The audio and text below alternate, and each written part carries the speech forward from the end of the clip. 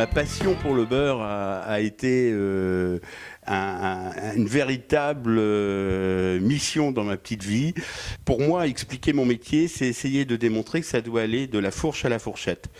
À travers l'endroit où nous sommes aujourd'hui, notre restaurant qui s'appelle Autour du beurre, pour montrer, démontrer, goûter le beurre de différentes manières, le mettre en scène grâce à un chef qui travaille toutes les techniques sur le beurre et qui nous donne beaucoup de plaisir. Et puis c'est enfin, j'espère, accepter que le beurre est un produit vraiment naturel.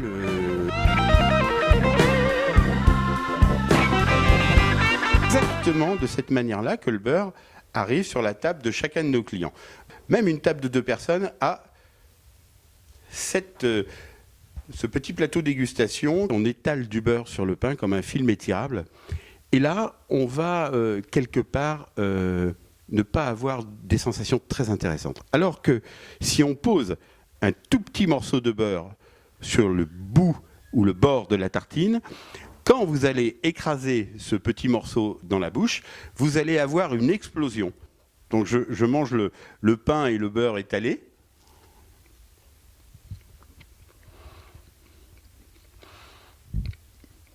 C'est bon, mais effectivement, on n'a pas d'intensité.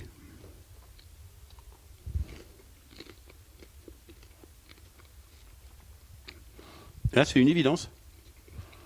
Simplement, il suffit d'essayer. Le beurre de micelle, le beurre au piment d'Espelette, le beurre au sel fumé, le beurre au yuzu, le beurre ail et fines herbes, poivre de Szechuan, le beurre à l'huile citronnée et le beurre à la vanille.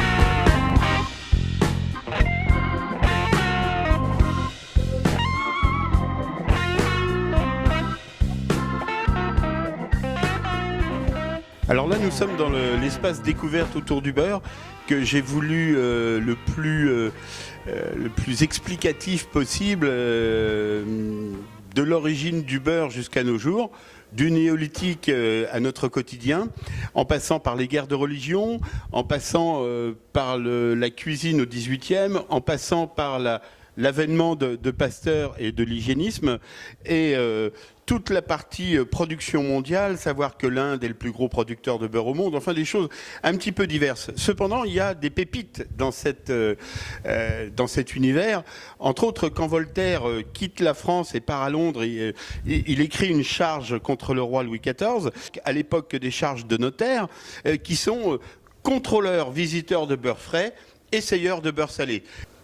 Le beurre comme levier social, politique et économique. Alors pourquoi Saint-Malo ? Eh bien écoutez, parce que je suis amoureux de cet endroit, de ces paysages, je suis amoureux de cette pluie fine qui peut tomber sur les remparts. J'aime ce côté parfois un peu mélancolique de Saint-Malo, qui est une ville qui est une sorte de promontoire et de défense. Et aujourd'hui, défendre le beurre, c'est plus facile que c'était il y a 20 ans, où le beurre était vilipendé en permanence. Donc il a fallu prouver par la qualité de nos produits, il a fallu prouver par les études scientifiques que le beurre n'est absolument pas un produit dangereux, c'est son excès qui est dangereux. Et Saint-Malo résume bien tout ça.